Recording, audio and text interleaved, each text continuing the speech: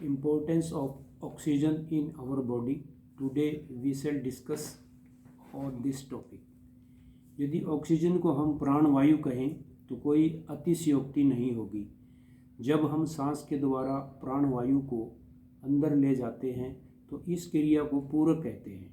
यदि हम कुछ सेकंड प्राणवायु को फेफड़ों में रोक कर रखते हैं तो इस अवस्था को रेचक कहते हैं। आप सभी जानते होंगे कि पेड़ों और जीवधारियों में काफ़ी समानताएं मिलती हैं।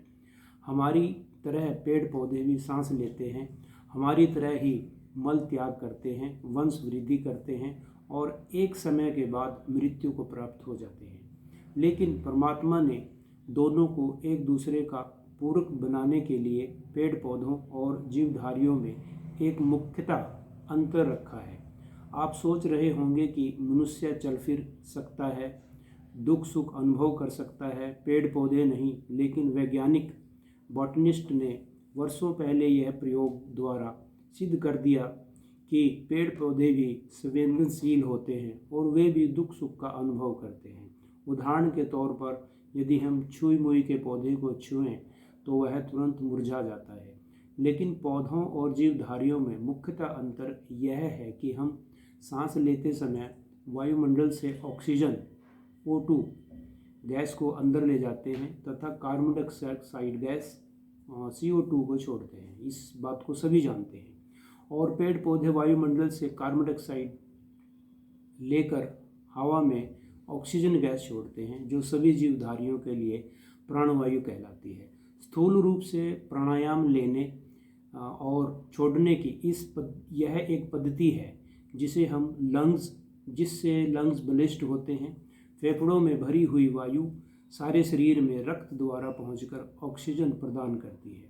इस तरह से शरीर के विभिन्न अवयवों से पैदा हुई गंदगी, जिसे हम कार्बन डाइऑक्साइड गैस कहते हैं, वह शरीर श्वास के द्वारा ही बाहर आती है। ऐसा करने से फेफड़े तो मजबूत होते ही हैं और रक्त भी जो है वो साफ होता है।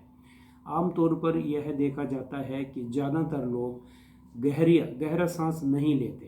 परिणाम स्वरूप फेफड़ों का लगभग 1/4 भाग जो है वो खाली रह जाता है।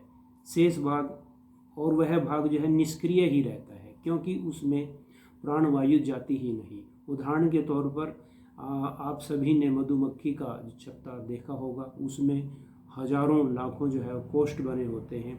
उसी तरह से हमारे फेफड़े भी उसी तरह से उनमें कोष्ठ होते हैं। तकरीबन ऐसा माना जाता है कि हमारे फेफड़ों में 2 करोड़ या छोटे छोटे जो है कोष्ठ होते हैं, जो केवल गहरा लंबा सांस लेने पर ही भर। यदि हम छोटा सांस लेते हैं तो तकरीबन 4 या 5 लाख छिद्रों में ही प्राणवायु का संचार होता है। नतीजन उन छिद्रों में मल व विकार व अन्य द्रव जमने लगते हैं, जिनमें हवा नहीं जाती, जिसके दुष्परिणाम से खांसी, क्षय रोग जैसी फेफड़ों के रोग होने शुरू हो जाते हैं। आपने देखा होगा कि डॉक्टर भी मरीज को चेकअप करते समय गहरा लंबा सांस लेने के लिए कहता है। इससे यह साबित होता है कि गहरा सांस लेते ही हमारे शरीर की हृदय की धड़कन पर सकारात्मक प्रभाव पड़ता है।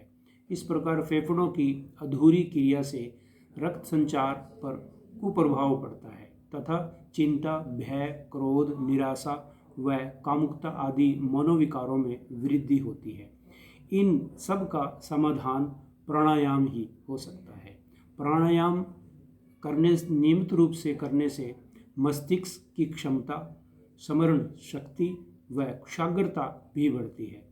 प्राणी वैज्ञानिक मानते हैं कि जो प्राणी जिस गति से सांस लेता है उसी के अनुसार उसकी आयु निर्धारित होती है। उदाहरण यदि हम लें, कुत्ते की सांस लेने की गति बहुत ज़्यादा होती है और कछुए की सांस लेने की गति बहुत कम होती है। दोनों जीवों की सांस लेने की गति में काफ़ी भिन्नता पाई जाती है। कुत्ता तकरीबन 1 मिनट में सैकड़ों सांस ले लेता है, जबकि कछुआ 1 मिनट में 4 या सांस ही लेता है। इसलिए कुत्ता जो है उसकी आयु तकरीबन 10 या 12 वर्ष ही होती है, जबकि कछुआ 300 या 400 वर्ष तक ही जीवित रहता है। मनुष्य भी सामान्यतः रूप से 10 से 16 श्वास प्रति मिनट लेता है। यदि प्राणायाम से हम श्वासों की संख्या कम कर लें तो निश्चित रूप से हमारी आयु में वृद्धि होती है। अतः योगी पुरुष 1 मिनट में औसतन 4 से 6 सांस कर सकता है। एक सामान्य मनुष्य 24 घंटे में तकरीबन 22-23 हज़ार श्वास लेता है। लेकिन प्राणायाम का लंबे समय तक अभ्यास करने से एक श्वास संख्या ये हमारी 6 से 7 हज़ार तक आ जाती है, जिससे आयु 100 वर्ष तक या इससे भी ज़्यादा हो सकती है। धन्यवाद।